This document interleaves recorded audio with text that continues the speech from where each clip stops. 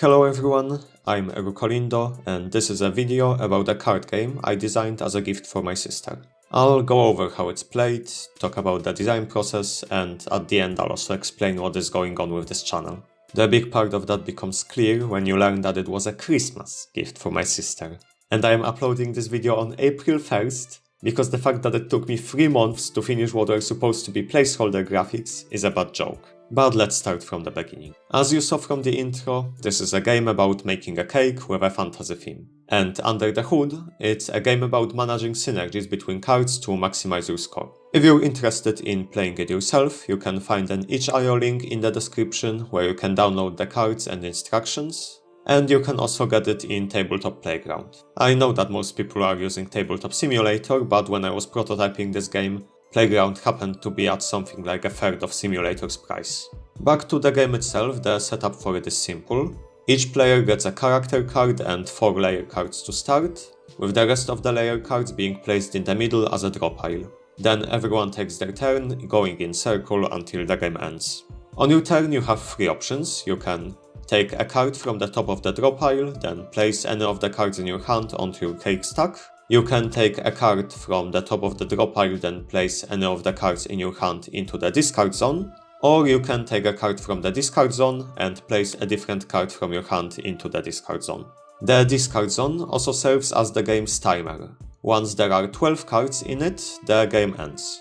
When that happens, each player can place any number of cards in their hand on their cake stack, then the scores are calculated. And since I've mentioned the cake stack twice, I should explain that next. In addition to the cards in hand, each player has a cake stack, which is where they place cards that they want to use for the final scoring. You always add cards to the top of the stack, and once you place a card in there, you cannot remove it. The stack cannot have more than 8 cards in it, with the exception of a few cards that do not count towards its height. Taking a closer look at the layer cards, they have 2 main parts, the tags and the effects. The latter determining how many points the card will give you, which usually depends on the tags of other cards in the stack. There are 63 regular layer cards and 10 cake layer cards. In terms of game mechanics, these are identical, but the deck needs 1 of each regular layer card and 2 of each cake layer cards. Then there are the 9 character cards. Each of them grants a special ability that is either a passive effect or a one-time use. It's a mixture of characters you would expect in a fairy tale, with ones more at home in modern fantasy. And also a panda, because my sister requested that. That one is probably the most powerful character, because there really aren't many mechanics in the game, and I was running out of balanced and at the same time thematically fitting ideas. It's perhaps worth mentioning at this point that the graphics that I was able to find did influence the design itself. For characters, it was just a matter of names. A monster hunter becoming a brave knight, a wizard changing to a little witch, and I also wanted to have a card that was just a regular baker, but this majestic individual, who reminds me somewhat of Great Shinobi Owl from Sekiro, warranted a promotion to an old master baker. But also the wild berry cream card only exists because when I drew the piping bag graphic, I did so based on an image where it has a reddish pink filling inside, and after the unreasonable amount of trouble making these graphics caused me, I wasn't going to waste a single one of them. On a different note, did you know that this wasn't originally a fantasy-themed game? It also wasn't the game I originally intended to be the Christmas gift. However, I came to the conclusion that my original idea isn't going to work out on the 21st of December, leaving me with 3 days to figure something out. So of course I went into a game jam mode, which for me always begins with a long walk to brainstorm ideas. I ended up with 3 of them. Pandemonium, a panda-themed card game of the type where you're trying to get rid of all the cards in your hand. A board game that would be a PvP version of the Chaotic Restaurant kind of game, something like Overcooked. And the one I settled on, a high-score card game about building a cake out of layers represented by different cards. Though my original idea for it was that it would be about players taking the role of robots, eager to bake a cake following the human customs they learned about, but not quite grasping the concept, using things like nuts and bolts instead of walnuts, metal shavings, microchips, coolant paste and so on. I think it could be an even more fun theming than what I ended up with, but it quickly became clear that it would be stupidly difficult to come up with the 60 or so cake layers, which I calculated I would need to make it possible to play this with 4 players, and that seemed to me like a minimum for a party game. The very strict time limit wasn't helping with that either. Thus I switched to a fantasy theme, which allowed me to use mostly things you'd actually see in a cake, with some fantasy additions. The mechanics remained the same, though I had to rename the buffer zone to a more generic discard zone. Or I guess it would be more accurate to say that I didn't remove any mechanics, as I have added one. When I came up with the idea to frame the story as the king promising riches to whoever can make the greatest cake, I realized that while bakers would of course answer to such a call, others could certainly come and try their luck as well, especially if they had unorthodox skills that could give them an edge. I knew that some cards would be magical in some way, so a wizard makes sense. Similarly, a monster hunter tying into the existence of monster-based cards, which in turn appeared primarily to justify having jelly layers, which otherwise don't really feel like they belong in a fantasy setting. If we're thinking modern fantasy, an alchemist could fit in well, with some kind of transmutation ability, and I love shoving alchemy in wherever I can. It's absolutely one of my favorite concepts to play around with in fantasy. And if we are doing modern fantasy with D&D-ish stuff and such, then we must include 3 kobolds in a trench coat. It's a great meme, and it wasn't long after an absolutely fantastic song about it appeared on YouTube, so it was still on my mind. And finally, fairies are already involved with the story, so why not have one use the chaos they had a hand in causing to benefit herself. And yes, that's not all the characters that ended up in the game. By the time Christmas came around, I had these 6, alongside 60-something layer cards. That was the version I presented as a slightly late gift, and played a few times with my family, and of course I've also run some playtests myself, and at one point when we went for a walk, I used that as an opportunity to get some feedback and suggestions from my sister.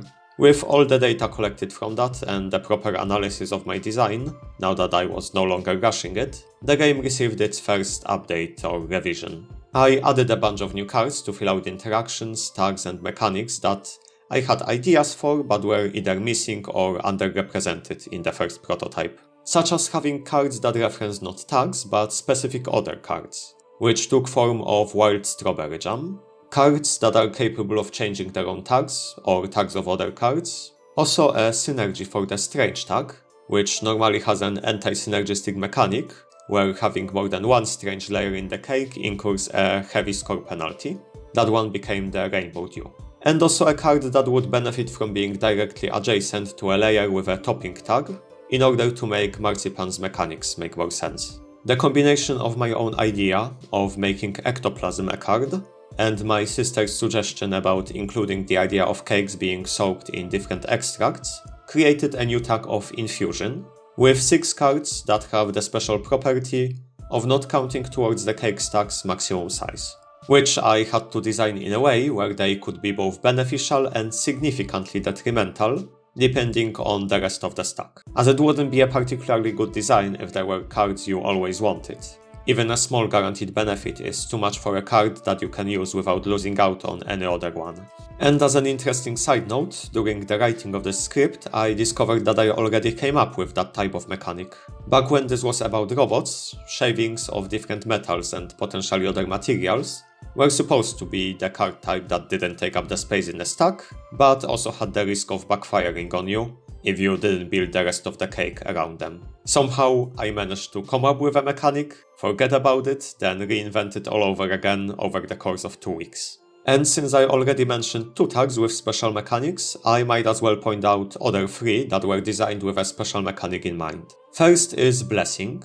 There are 3 Blessing cards, which by themselves give you nothing. But the more of them you have in the cake, the more points each of them gives. Obtaining all 3 isn't very likely, but if you do, they are some of the highest scoring cards that don't define the rest of your cake stack. They have a score penalty for being adjacent to one another, which I think I added to prevent Mimic Jelly and Clear Slime Jelly from being used as substitutes, but now I am second guessing that decision. The slime tag doesn't necessarily have a specific mechanic in mind, but it was designed with a consistent idea of giving a moderately high score from a single interaction with one of the tags. Similarly, the dry tag was designed with the idea that cards with it give you score penalties for other dry cards in the stack, making them by default less desirable, but if you get one specific card, all of these penalties are changed into bonuses, giving these cards a really high score potential. So you have a reason to consider holding on to them, even though they are not that great on their own. Another 2 things that emerged from discussing ideas with my sister was an inclusion of a panda character, as that is her favorite animal, as well as an idea for a character ability that somehow allows stealing cards from other players. The latter became the talking cat, and the former was the only character that I drew from scratch, thus it went through quite a few iterations. While trying to figure out a fitting ability for the panda, I also reused one of the discarded ideas and made the street urchin as the final character. It was a character I wanted to include primarily for the sake of having more fairy tale elements. And poor young people with nothing but the clothes on their backs being given an opportunity to obtain great riches are a fairly common occurrence in these stories. The final change I made in that revision was increasing the number of cards the player keeps in hand from 3 to 4. As with a nearly 50% increase in the number of cards in the deck, an adjustment like that had to be made to make putting together card combos less luck dependent. With that card count increase, it also became possible for up to 6 people to participate in a single game. And the final thing I wanted to touch on is translation. Because my sister isn't particularly fluent in English, I ended up making 2 versions of all the cards, in English and in Polish, which posed some interesting challenges, as in places direct translations simply didn't exist, didn't sound right, or, as was the case with blessings, were simply too long. Because blessing translates to błogosławieństwo in Polish, which is a ridiculously long word to use as a card tag. So I decided to use dar instead, which means gift. Street urchin didn't sound right as ulicznik, so in Polish this character is called a włóczyki, a word for a wanderer, especially one without a goal or purpose. 3 kobolds grabby hands I translated as chwytliwe łapki, maintaining the somewhat jokey tone of that concept through the use of a diminutive form of łapy, meaning paws. Chwytliwe isn't exactly a direct translation of grabby, but rather an adjective derived in a similar way from Polish chwycić, meaning to grab. Slime was a particularly tricky one to translate. Directly translated, it would be śluz or szlam. Minecraft uses the latter, though I never heard anyone in Poland actually use it instead of just saying slime.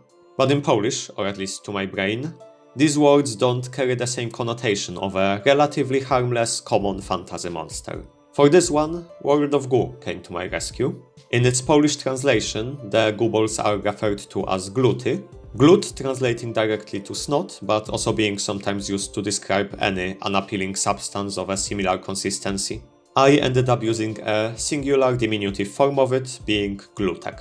But perhaps the most interesting thing that happened during translation was concerning the card originally called Finishing Touch, the only card to persist entirely unchanged from the initial robot idea.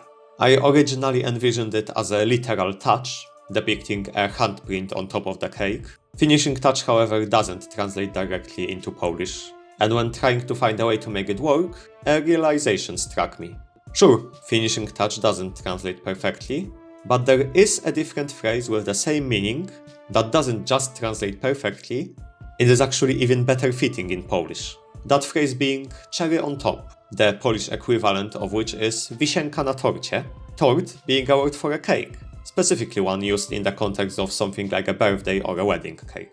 As it is now, the game is perfectly playable, and so far the 5 people that played it had a good time with it, but of course it needs more refining. I'm sure that despite my best efforts, the balance is all over the place. I am also able to add 4 more cards before I hit 96, which is a really nice number when it comes to arranging the cards for printing. And one more design aspect that I might also revisit is the player interactivity.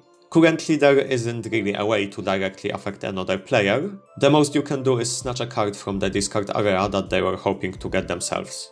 The talking card does have a more direct PvP interaction, but it is a once per game occurrence that is only possible if a specific character is picked. And I think I rambled for long enough. I'm not looking forward to editing this video, but before I end it, I do owe some explaining to the people who watched this channel before my disappearance at the start of December. Over that month, I have made some progress on both Divine Dream and Copper 9 Combat Engine, but I was quite burnt out from making weekly updates that more and more often ended up being rushed videos that I was editing and uploading way too late, because apparently midnight on the last day possible is the point at which my sense of duty to fulfill the promise of weekly updates is capable of overtaking my instinct to procrastinate on a project whenever I run into something I'm not sure how to address. Which is an issue I have that you can also see in this project.